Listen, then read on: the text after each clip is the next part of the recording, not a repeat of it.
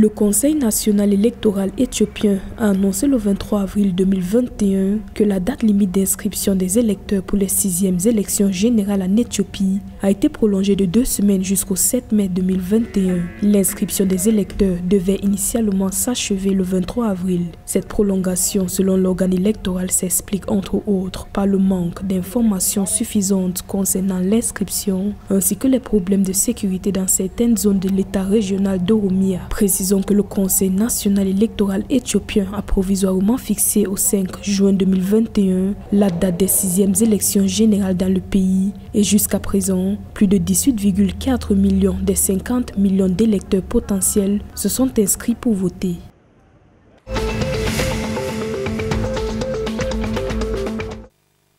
La Banque africaine de développement a annoncé le 23 avril 2021 l'approbation d'un plan visant à apurer les 413 millions de dollars d'arriérés de dette du Soudan. Cette décision permettrait d'ouvrir de nouvelles opportunités de financement pour les projets qui ajoutent un soutien supplémentaire aux opérations en cours de l'institution financière. La France a également annoncé au cours des derniers jours son intention de fournir un prêt de 1,5 milliard de dollars pour apurer les arriérés du Soudan envers le Fonds monétaire international. Notons que le Soudan doit apurer ses arriérés de dette auprès des institutions financières internationales afin de se qualifier pour l'initiative en faveur des pays pauvres et très endettés.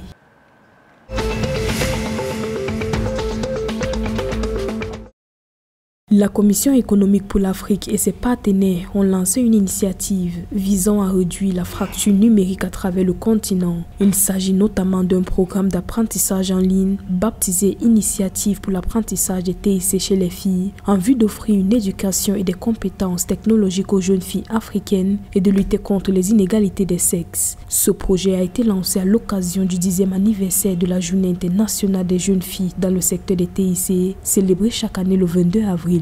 Affichant le taux de pénétration d'Internet le plus bas, l'Afrique présente aussi le plus grand écart numérique entre les sexes au monde, avec seulement 22,5% des femmes qui utilisent Internet contre 33,8% des hommes, selon les données de la Commission économique pour l'Afrique.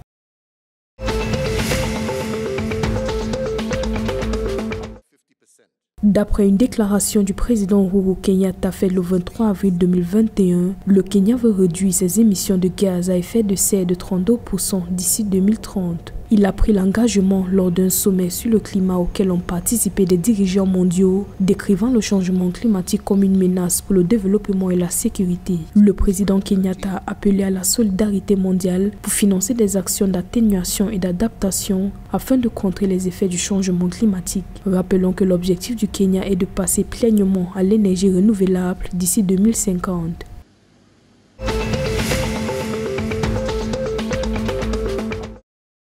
Access to Finance Rwanda et le Centre des objectifs de développement durable pour l'Afrique ont signé le 23 avril 2021 un accord visant à renforcer l'inclusion financière et le développement du secteur financier au Rwanda. Ce nouveau partenariat devrait améliorer les moyens de subsistance des populations et renforcer la mise en œuvre des politiques pour contribuer à l'accélération de la croissance économique inclusive dans ce pays. Cette initiative entre dans le cadre de la stratégie nationale de transformation du Rwanda et des objectifs de développement durable, Vision 2050.